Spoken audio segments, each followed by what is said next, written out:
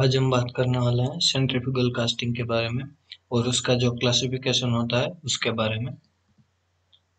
तो पहले हम देख लेते हैं क्लासिफिकेशन ऑफ सेंट्रीफ्यूगल कास्टिंग, यानी सेंट्रीफ्यूगल कास्टिंग में कौन कौन से टाइप के कास्टिंग प्रोसेस होते हैं। तो उसमें पहला होता है ट्रू सेंट्रीफ्यूगल कास्टिंग, दूसरा सेमी सेंट्रीफ्यूगल कास्टिंग और तीसरा सेंट्रीफ्यूजिंग कास्टिंग। ये तीनों में थोड़ा थोड़ा डिफरेंस है। आज हम सिर्फ ट्रू सेंट्रीफ्यूगल कास्टिंग देखेंगे। ये दोनों के दोनों प्रोसेस हम अगले दोनों वीडियो में देखेंगे। तो चलिए पहले हम प्रोसेस कैसे होता है उसके बारे में देख लेते हैं। ये सेंट्रीफ्यूगल कास्टिंग की पूरी जो फिगर है वो यहाँ पर मैंने रखी है। ये दिख रहा है, ये मोल्टन मेटल लिखा हुआ है, यानी ये जो है वो लिक्विड मेटल एकदम गर्म किया हुआ है। और ये जो पूरी ये येलो कलर का दिख रहा है वो पूरी डाई होती है या मोल्ड बॉक्स कह लीजिए, वो होता है। और ये जो एक्सिस बताई गई है उसके अबाउट ये रोटेट कर रही होती है एक फिक्स्ड सर्कुलर वेलोसिटी पर। उसके बाद ये दोनों दिखाए गए हैं, टॉप रोलर और बॉटम रोलर, जो उसके सपोर्ट के लिए होते हैं। ये एक इलेक्ट्रिक मोटर है जो ये इसे रोटेट करती है, यानी इसको सर्कुलर मोशन का फीड देती है। जब यहाँ से लिक्विड मेटल हम डालेंगे तो लिक्विड मेटल यहाँ पर एंटर होगा और ये जैसे ये घूमता हुआ है एकदम मोशन में, इसलिए जो लिक्विड मेटल है चारों दिशाओं में यहाँ तक फील्ड हो जाएगा। और यहाँ पर जो एकदम मेन कंपोनेंट है वो सेंट्रीफ्यूगल फोर्स होता है, इसीलिए कि लिक्विड सारा का मोल्ड बॉक्स के अंदर एकदम equal line length equal thickness में पूरा का पूरा फैल जाता है। In this casting technique, the centrifugal force exerted by molten metal is used to distribute the liquid metal along the molding box. यानी जो centrifugal force होता है वही use होता है। Parts which are axis symmetrical that can be manufactured by this method. मतलब जो part axis के दो अबाउट सिमेट्रिकल होते हैं, यानी ये एक्सिस है तो उसके बॉटम में और टॉप में दोनों साइड सेम ही होते हैं, वही पार्ट हम इससे मैन्युफैक्चर कर सकते हैं, क्योंकि अलग अगर दो शेप दोनों का डिफरेंट हुआ तो हम इससे नहीं कर पाएंगे।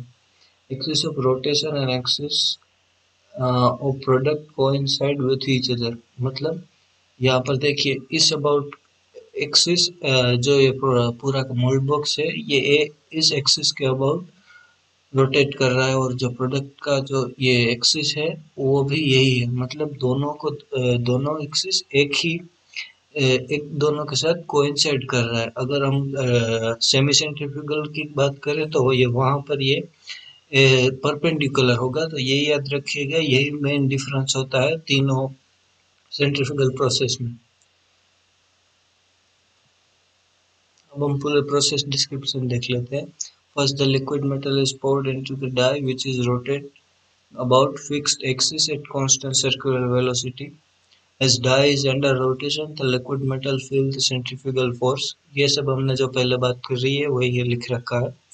Because of this force, the metal is filled into the die and light impurities collected at surface and high dense structure can be made. मतलब जो पीछे की स्लाइड देखते हैं, मतलब यहाँ पर लिक्विड मेटल एंटर करेगा तो ये जो ये सरफेस होगी, ये सरफेस पर जो इम्प्योरिटीज होगी इसमें कुछ मेटल का पार्ट जो कि मेल्ट नहीं हो गया होगा या कोई धूल मिट्टी, वो सब यहाँ पर इसके ऊपर जम जाता है। तो कि जो लाइट वो वजन में हल्की होती है वो एक्सिस के पास होती है ड्यू टू सेंट्रीफ्यूगल फोर्स, और जो भारी होता है स्ट्रक्चर वो यहाँ पर जो बाद में होता है यानी वो एक्सिस से दूर होता है, इसीलिए हाई डेंस स्ट्रक्चर हमें मिलता है।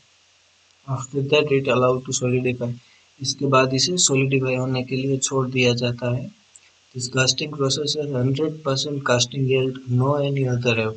मतलब यहाँ पर आप देखेंगे तो ये भी कोई गेटिंग एलिमेंट नहीं लगा रखा है, इसलिए इसकी कास्टिंग यील्ड मतलब जो कि हमने पहले के वीडियो में देख रखा है कि कास्टिंग यील्ड क्या होती है, तो आपने वो नहीं देखा तो पहले वो देख लीजिए।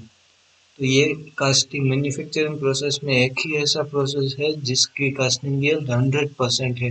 मतलब इसमें वेस्टेज सबसे मिनिमम होता है। तो ये याद रखिए कि जो ट्रू सेंट्रीफ्यूगल कास्टिंग है उसमें जो वेस्टेज होता है वो एकदम मिनिमम होता है। Therefore, cost after processing has been reduced. तो बट ऑब्वियस है कि जब इसमें कोई गेटिंग एलिमेंट ही नहीं लगा होगा तो इसको दूर करने के लिए आपको कोई मशीनिंग की ज़रूरत नहीं पड़ेगी। कोई कटिंग हो गया, ग्राइंडिंग हो गया, सरफेस फिनिशिंग हो गया, वो सब आपको नहीं करना होगा, इसलिए तो आपकी जो फाइनल प्रोडक्ट की कॉस्ट है वो भी कम हो जाएगी। अब इसके एडवांटेजेस देख लेते हैं। Suitable for manufacturing hollow parts, मतलब जो अंदर से होलो होते हैं ऐसे पार्ट्स के लिए ये सूटेबल मैन्युफैक्चरिंग प्रोसेस है। Wall thickness can be controlled effectively, मतलब जो वॉल की थिकनेस है वो भी कंट्रोल की जा सकती है।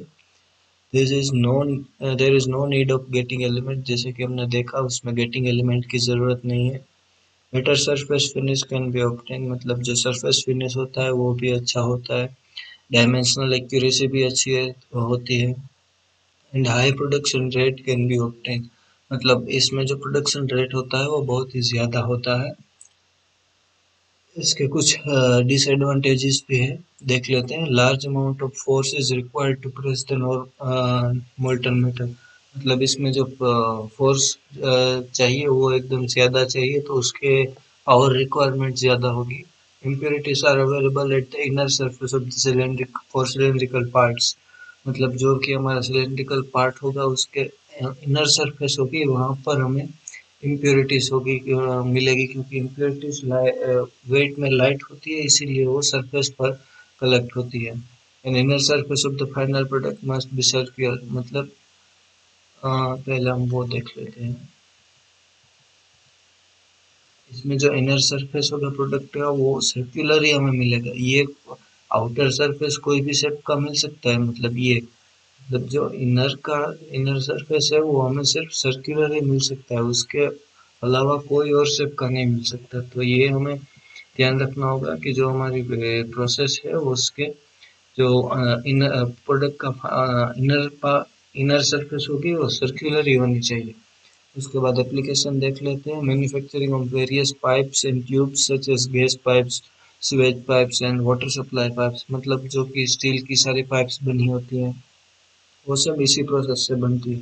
सिर्फ स्टील की या कोई मेटल की, प्लास्टिक की होती है वो दूसरे प्रोसेस से बनती है, वो भी हम देखेंगे। उसके बाद manufacturing of bushing liner for IC engine cylinder, break drum और स्ट्रीट लैंप पोस्ट, वो सब होता है, वो भी इसी प्रोसेस से बनता है। तो वीडियो देखने के लिए आपका आभार, और अगर आपको वीडियो अच्छी लगी हो तो ये चैनल को सब्सक्राइब करना मत भूलिएगा, और वीडियो को अपने दोस्तों के साथ